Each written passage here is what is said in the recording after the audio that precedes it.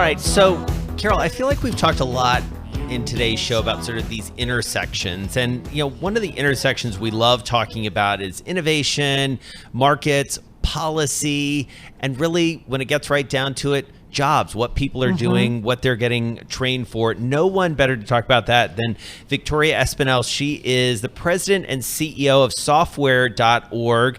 It's the BSA Foundation, but you had me at software.org, Victoria, because I feel like someone very smart along the way, maybe it was you, grabbed that URL because it's right in the center of it. So it's also a really big world when it comes to software. Let's start with AI. How is that fitting into what you're doing today? Because we talk so much about it, but where does the rubber meet the road here? So you talked about connections, and artificial intelligence doesn't exist without software. Software is what powers AI, the way it powers many other kinds of emerging technology. And we spend a lot of time at software.org thinking about the impact that artificial intelligence is going to have on our economy. And when I say our economy, I don't just mean the economy of the United States, I mean the economy of the world. But we also spend a lot of time thinking about what the social impacts are going to be. In fact, part of the reason I'm in New York is because I'm giving a speech at IBM tomorrow about the regulatory environment and the social impacts of artificial intelligence.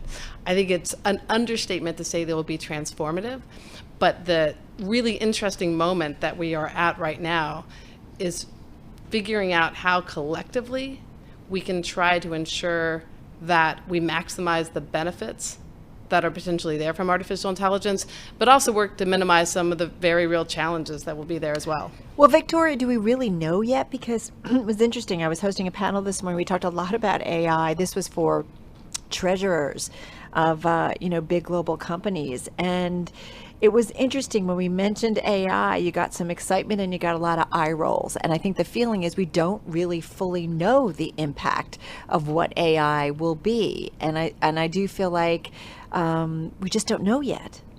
So that is absolutely true. That's probably true at the beginning of any technology. And as much as we talk about AI, it's still relatively very early days in terms of the technology.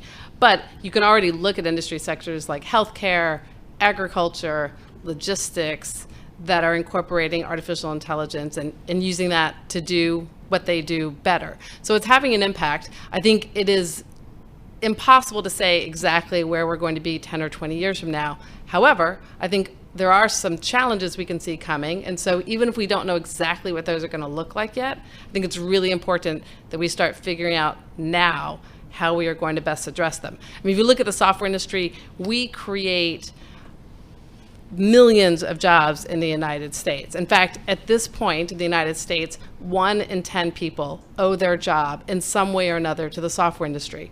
So the software industry has an enormous impact on jobs, the enterprise software industry. AI is also going to have an enormous impact on jobs. And some of that is going to be positive, and some of that are going to be shifts in the labor force. And so one of the things that I love about the job that I have is getting to think with the very smart companies that I work with, how are we going to collectively address? How are we going to get ready for shifts in the labor force, even if we don't know sitting here today exactly what those are going to look like? So let me ask you this, because I know it's something that you've worked on directly, which is Girls Who Code. You've worked with the Washington, D.C. chapter of that.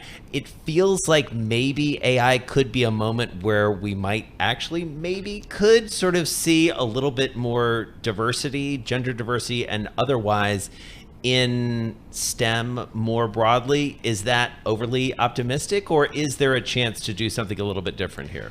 So it's definitely true that artificial intelligence is only as good as the data that goes into it. And it is also true that if you have data and people working on that come from a more diverse set of perspectives, gender or otherwise, that is going to make the AI better. So there's a real incentive to try to increase diversity as companies are training and creating and developing artificial intelligence. There are lots of other reasons why it's important to expand diversity, and I think one of the main ones is trying to ensure that the economic opportunity that comes from software jobs, which are really good, high-paying jobs, that should be as widespread as we can possibly make it across the United States.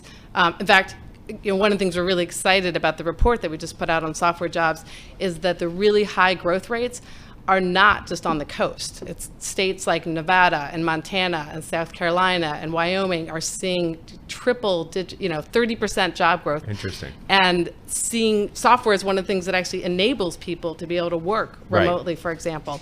So I think there is a lot of exciting potential there. But again, we need to all collectively make sure we stay focused on that goal to make sure it happens. All right, we're going to leave it there. Great stuff, Victoria Espinel, President and CEO of software.org. She's based down in the nation's capital. And I'm just going to say, Carol, she's also a double Hoya. So you missed the little moment because you're not here. When she walked in, we got to talk a little bit about Georgetown because, that's what I do. You know it. It happens. It happens. I do.